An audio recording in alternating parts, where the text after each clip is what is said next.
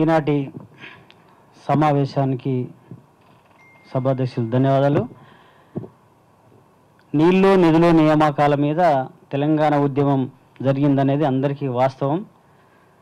కానీ తెలంగాణ రాష్ట్రం ఏర్పడిన తర్వాత టీఆర్ఎస్ ప్రభుత్వం వచ్చిన తర్వాత చాలామంది ఉద్యోగాలు, నీళ్లు, నిధులు ఇవన్నీ వచ్చేస్తాయి, మనం ఏదైతే తెలంగాణ ఆకాంక్ష కోసం పనిచేసినామో అవన్నీ వస్తాయని ఊహించుకున్నాం.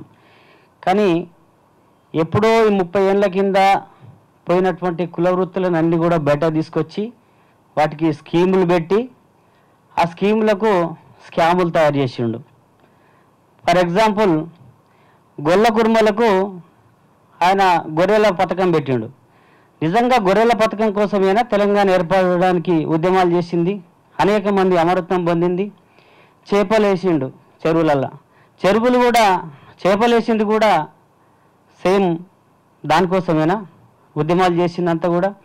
అంటే ఆయన పిల్లలు మాత్రం, ఆయన వర్గానికి సంబంధించిన వాళ్ళు మాత్రం రాజకీయాల్లో ఉండాలి, రాజకీయ పాలసీలు చేయాలి.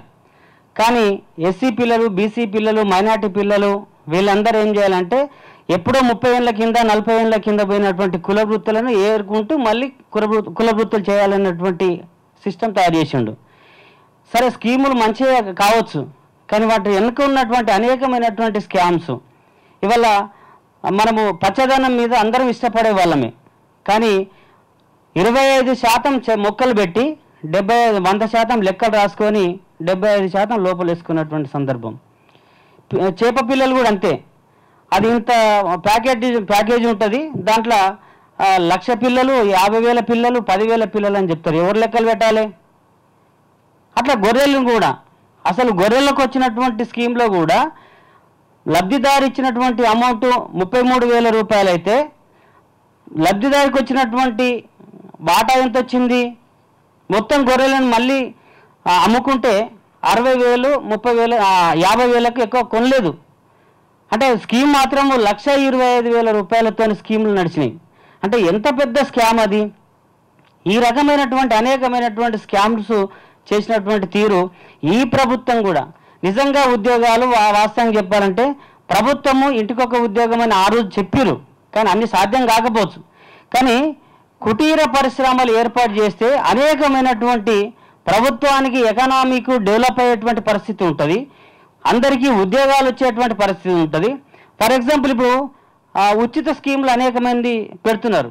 ఆ స్కీములకు సంబంధించిన దాంట్లో సబ్సిడీ, కుటీర పరిశ్రమలకు సబ్సిడీ పెట్టి ఆ సబ్సిడీ ద్వారా డెవలప్ చేసేటువంటి పద్ధతి ఏర్పాటు చేస్తే అద్భుతమైనటువంటి ఎంప్లాయ్మెంట్ వచ్చేటువంటి పరిస్థితి ఉంటుండే. ఇవల్ల చిన్న ఉదాహరణ చెప్తా. ప్లేట్లు తయారు చేసేటువంటి మిషన్స్ ఉంటాయి, వాళ్ళకు సబ్సిడీ ఇచ్చేస్తే దాదాపు ఒక 10-20 మందికి ఎంప్లాయీ ఇచ్చేటువంటి పరిస్థితి ఉంటుంది. ఆ ఎంప్లాయీ కూడా ఎట్లా ఇవ్వాలి? కనీస వేతనాల ప్రకారంగా, స్కేల్ ప్రకారంగా ఇప్పించేటువంటి పద్ధతి ప్రభుత్వమే బాధ్యత తీసుకొని ఇచ్చినట్టుంటే తను ఉచిత పథకాల మీద ఆధారపడేటువంటి పరిస్థితి ఉండదు. ఇవాళ ఉచిత పథకాల మీద ఆధారపడేటట్టు చేసి ప్రభుత్వాన్ని, ప్రజలను మొత్తం డైవర్ట్ చేసేటువంటి విధంగా, కళ్ళుకు బానిస అయ్యేటువంటి విధంగా, మందుకు బానిస అయ్యేటువంటి విధంగా తయారు చేసి ఎంతసేపు వాళ్ళ ఆలోచన విధానం అంతా ఓట్లు ఎట్లా పడతాయి అనేటువంటి ఆలోచన, కానీ ఎట్లా డెవలప్ అవుతుంది, తెలంగాణ ఎట్లా డెవలప్ కావాలి, అన్ని రాష్ట్రాలలో ప్రథమంగా నిలబడేటువంటి పరిస్థితి ఉండేటువంటి పరిస్థితిలో ఇవాళ మొత్తం అప్పులపాలు చేసేటువంటి పరిస్థితి తీసుకొచ్చారు. ఇవాళ కాళేశ్వరం కట్టినా కానీ కాళేశ్వరం మళ్ళీ మొదటికి వచ్చేసింది. 100 కోట్ల రూపాయలు ఖర్చు పెట్టి దాని పరిస్థితి ఇవాళ ఏంది? మళ్ళీ నీళ్లు రావనేటువంటి పరిస్థితి తీసుకొచ్చారు. కాబట్టి ఈ ప్రభుత్వం కూడా అట్లా చేస్తే తీవ్రమైనటువంటి నష్టం జరుగుతుంది. వాస్తవానికి చెప్పినట్టు తన ఫోటో కూడా ఇక్కడ పడుతుంది. కాబట్టి కుటీర పరిశ్రమలను డెవలప్ చేసి ఎంప్లాయ్మెంట్ ఇచ్చినట్టుంటే తన స్వతహాగా తన కాళ్ళ మీద నిలబడి తను ఆర్థికంగా డెవలప్ అవుతుంది. ఆర్థికంగా తను డెవలప్ కాకుండా కుటుంబం డెవలప్ అవుతుంది. కుటుంబం డెవలప్ అయితే ఊరు డెవలప్ అవుతుంది. ఊరు డెవలప్ అయితే రాష్ట్రం డెవలప్ అవుతుంది. కాబట్టి కుటీర పరిశ్రమలను ఇంకా బహుళజాతి కంపెనీలను కూడా తీసుకొచ్చి ఎక్కువ ఎంప్లాయ్మెంట్ ఇచ్చేటట్టు తయారు చేస్తే తప్పకుండా తెలంగాణ రాష్ట్రాన్ని అభివృద్ధి పదంలో నడపడానికి అవకాశం ఉంటుంది. మరి ఈ ప్రభుత్వం కూడా అదే బాటలు నడిస్తే తొందరలో కిందికి వస్తారు. మరి ఇప్పుడు ఉన్నటువంటి పరిస్థితిలో ఇంకొక రకంగా చెప్పాలంటే కాంగ్రెస్ ప్రభుత్వానికి ఒక టాస్క్, ఇవాళ ప్రతిపక్ష పార్టీగా బీజేపీ ఉండాలన్నా బీఆర్ఎస్ ఉండాలనేది. కాంగ్రెస్ పార్టీకి బలంగా బీఆర్ఎస్ఏ ఉండాలి. ఎందుకంటే ఒక మతోన్మాదం అది తీసుకొచ్చి ఇవాళ ఈ దేశం మీద ఈ రాష్ట్రం మీద రుద్దితే అత్యంత ప్రమాదం జరిగేటువంటి అవకాశం ఉంటుంది. మళ్ళీ గుళ్ళకు అక్కడ ఉన్నటువంటి భజనలకే పరిమితమయ్యేటువంటి ప్రజలు ఏర్పడతారు.